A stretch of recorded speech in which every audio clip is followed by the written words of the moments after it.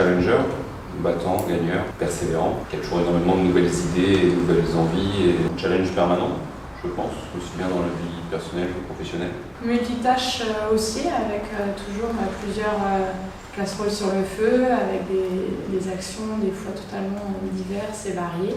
Donc ouais, multitâche et rapide.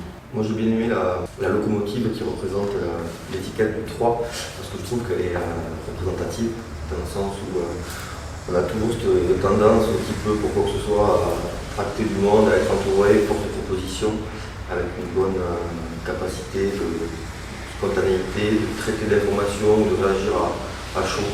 Et je rajouterais par rapport aux autres l'efficacité et d'aller jusqu'au bout des choses. Quand on commence quelque chose, effectivement, on ne s'arrête pas en plein milieu, on a la démarche d'aller jusqu'au bout. Et ce côté être motivé par plus il y a de compétition, même si on ne la veut pas, on ne peut pas s'en empêcher. De faire mieux que, si possible, tout ce qu'on a autour, quoi. Que ce soit quand on soit en entreprise, dans un groupe sans écraser l'autre, ça peut être... mais en donnant le meilleur de nous. Ça fait 1 an et demi que j'ai découvert l'énéagramme. Avant de comprendre réellement qu'est-ce qu'était un profil numéro 3, moi ça m'a permis déjà de comprendre tous les autres profils dans le management, dans l'entreprise. Donc ça m'a bien ouvert l'esprit sur le fonctionnement un petit peu des divers types de profils. Et ensuite par rapport à moi, ça m'a permis de comprendre dans le non-faire, dans la gestion des émotions, dans le fait de ne pas s'écouter. D'être capable de mettre un mouchoir, de cacher certaines choses en restant toujours dans le positif. Donc il y a un petit travail à faire maintenant sur l'autre côté pour essayer de grandir et de monter en authenticité. Moi ça fait 4-5 ans je pense j'ai découvert les énéagrammes. Au début je me souviens j'avais longtemps hésité entre le 2 et le 3. Et puis c'est vrai qu'au fur et à mesure, et puis c'est vraiment numéro 3, avec une L2 développée. Pour moi, les énéagrammes, c'est un énorme outil de développement personnel qui permet d'abord de mieux se comprendre et ensuite de mieux comprendre les autres, de voir les qualités de chacun et de voir comment fonctionner ensemble pour donner le meilleur bien-être, la meilleure action, le meilleur potentiel. En fait. Moi ça fait 4 ans que j'ai découvert l'énéagramme maintenant.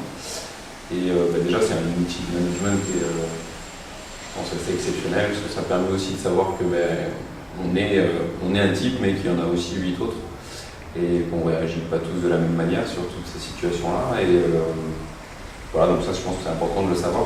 Et puis personnellement ça permet aussi de comprendre que le challenge dans la vie et la compétition c'est bien mais qu'il y a un moment donné où il faut savoir travailler aussi sur le lâcher prise, c'est quelque chose qui est important.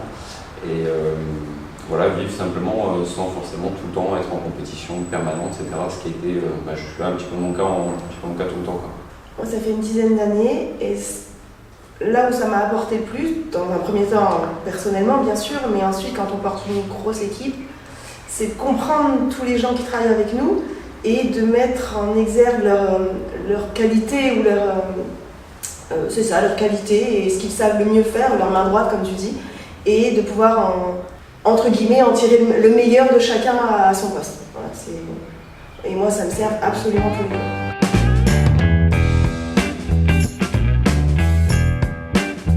Soit parfait, ça nous sert parce qu'on aime aller jusqu'au bout des choses. Par contre, le lâcher prise est difficile.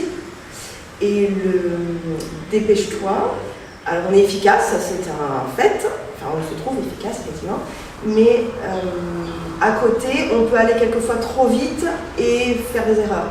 Ou passer à côté de détails, sur quel d'autres profils, vraiment en réfléchissant. Nous, c'est action, réflexion, action. Et quelquefois, à l'action suivante, on est obligé de rattraper la première action. Moi, je suis assez d'accord avec sa réponse. Je ne sais pas si j'aurais quelque chose de plus à ajouter à ça. Pas obligé. Pareil. Elle est assez complète. Moi, j'aurais peut-être ajouté dans le fait vite. C'est vrai qu'on a tendance du coup à mettre la pression à ceux qui ont du mal à faire vite. Et le fait de connaître ces drivers, te dire mais en face de moi j'ai d'autres personnes, donc de ralentir le rythme et d'accepter de les tirer vers le fait vite, mais sans non plus mettre trop de pression. Et les laisser au bord du trottoir. Et après sur le soi parfait, c'est vrai que le soi parfait aussi, ça met aussi la pression, faut dire ce qui est. Moi je vois aux enfants ou au niveau du travail, tu as envie que tout soit très bien. La même chose, ça met la pression, mais d'un autre côté, ça force les personnes à faire de leur mieux aussi. Donc faut être entre la pression et la locomotive. Faut pas aller trop vite pour que tout le monde rentre dans le train, mais il faut quand même que le train il avance.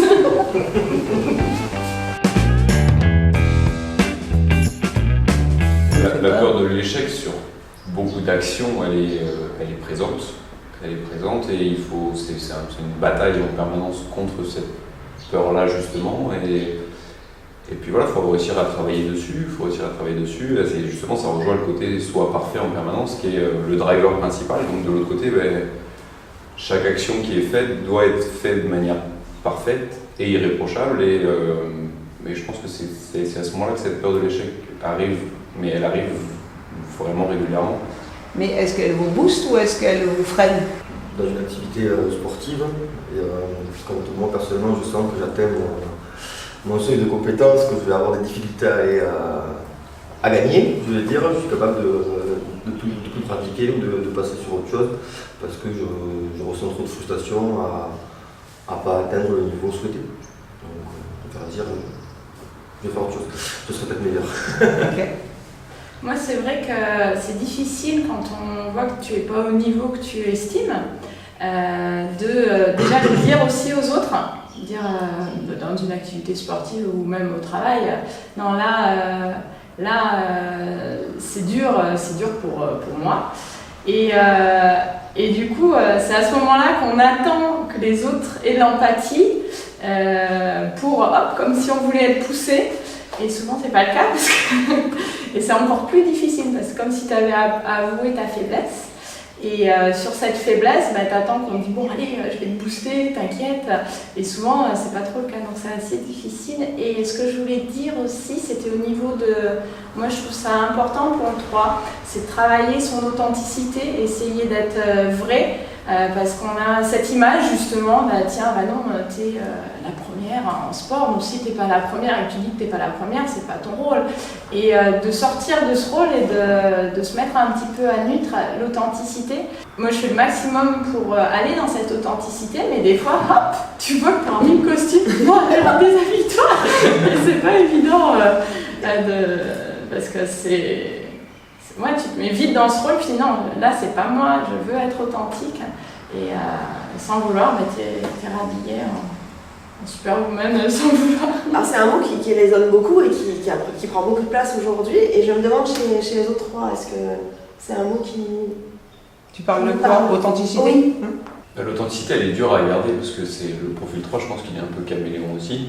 Et suivant les situations dans lesquelles il est, il va s'adapter vraiment au profil qu'il a face à lui, il va s'adapter aux situations qu'il a face à lui. Et c'est vrai que moi, pour répondre à cette question-là, je pense que dans le boulot, quand j'ai quelque chose qui m'angoisse, par exemple, ou qui va un peu me tétaniser, je vais faire mes 15 fois plus d'heures pour arriver justement à cet objectif et voilà, anticiper au maximum cette peur de l'échec.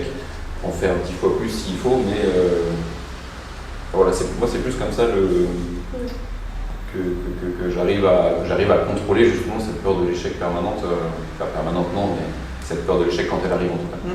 C'est quelque chose que je travaille, mais c'est vrai que quand on lit un peu plus de profil 3 et qu'on rentre dedans, il y a quelque chose que moi, savoir qui est le profil 3, qu'est-ce qu'il veut vraiment, quelles sont ses attentes fondamentales, quels sont ses souhaits. Moi, il y a des moments où je pose la question, encore aujourd'hui, de savoir qui je suis, qu'est-ce que je veux, et est-ce que demain ça ne changera pas. Alors le fait d'être en couple avec un profil 4 qui est assez juste et assez vrai, en tout cas je pense, je fais, je dis, je suis ma ligne de conduite, ça m'aide à avancer vers cette authenticité, ça m'aide à ne plus être le caméléon, à m'adapter à diverses situations, à essayer de trouver mon propre chemin. Mais c'est vrai que c'est pas facile, parce qu'au moindre petit élément qui rentre en compte, on peut changer de remettre la tenue. Très vite.